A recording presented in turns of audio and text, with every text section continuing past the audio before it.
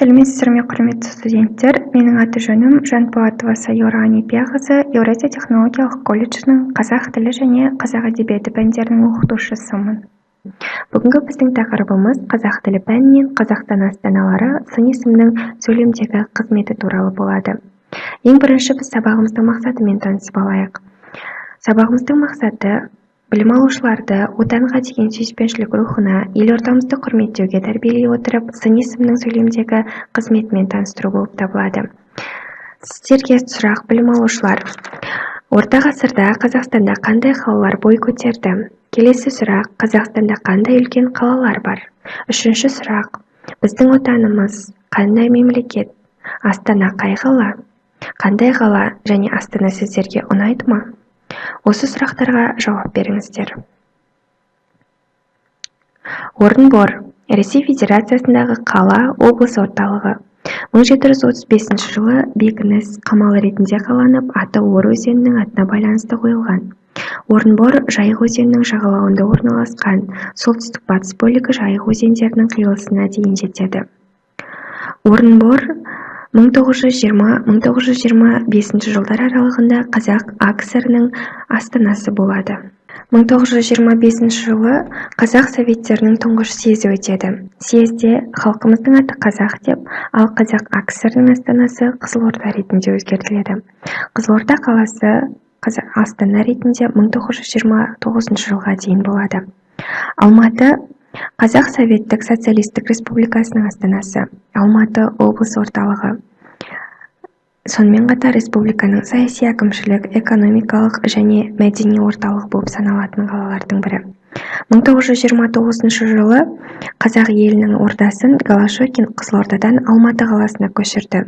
Өзінің бұл әрекетін ол сыр елінің табиғаты қолайсыз деген жалғыз ғана сылтаумен түсіндіреді. Сонымен 1997 жылға дейін Қазақ АКСР астанасы Алматы қаласы болады.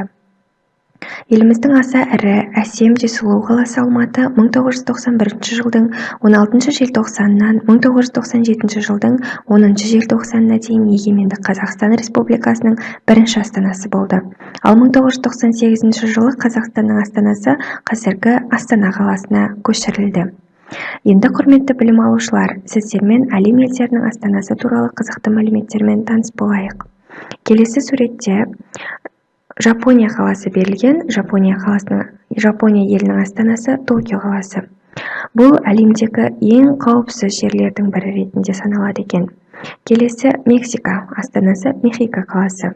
Бұрын бұл ел ауасы өте лас болған. Қала төбесі шаңнан көрінбеген, шаңды дауыл, жер сілкінісі өте көп болған қала ретінде саналады.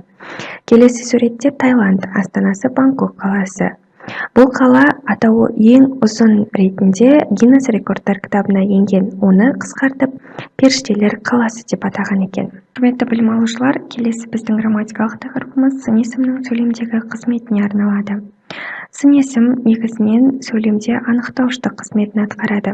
Өйткені сын есім заттың әртүрлі сипатын, сапалық қатыстық белгілерін білдіреді. Мысалы, сұр бұлт түсі суық қаптайды аспан. Абай Құнанбаевтың өлең жолдарын алатын болсақ, бұл сөйлемде сұр және түсі суық деген сын есімдер қандай деген сұраққа жауап беріп, зат есімді анықтап тұр.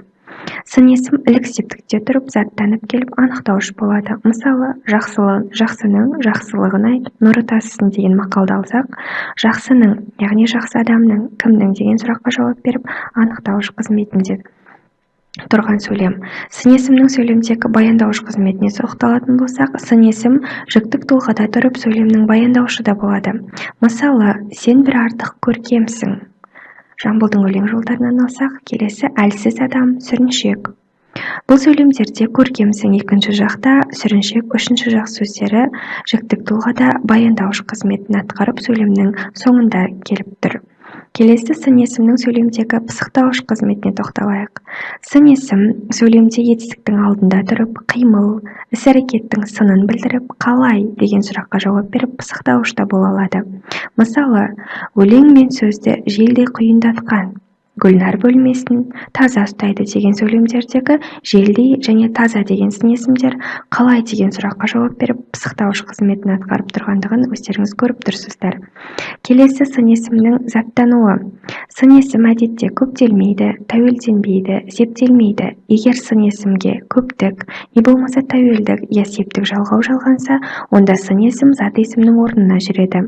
Сын есім сөйлемде осылай зат есімнің орнына жұмсалып, зат есімнің қызметін атқарып, сын есімнің заттануы дейді бұны. Мысалы, жақсыдан шарапат, жаманнан кесапат деген мақалды алсақ, жаманнан деген жақсыдан деген сын есімдер шығыс септік жалғауында тұрып, зат есімнің орнына заттанып қолданғандығын көріп тұрсыздар.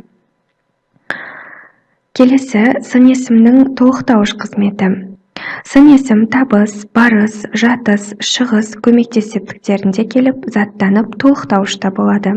Мысалы, білімдіден шыққан сөз талаптыға болсын кес.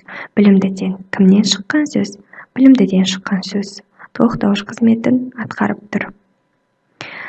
Құрметті студенттер, сіздерге арналған үйге тапсырма. Сын есімнің жаңа аталған сөйлемдегі қызметтеріне мысал ретінде әлем елдерінің астаналары туралы қызықты мәліметтер жазасыздар. Сонымен біз білім алушылар, бүгінгі біздің сабағымыз аяқталды. Назарларыңызға рахмет, сау болыңыздар.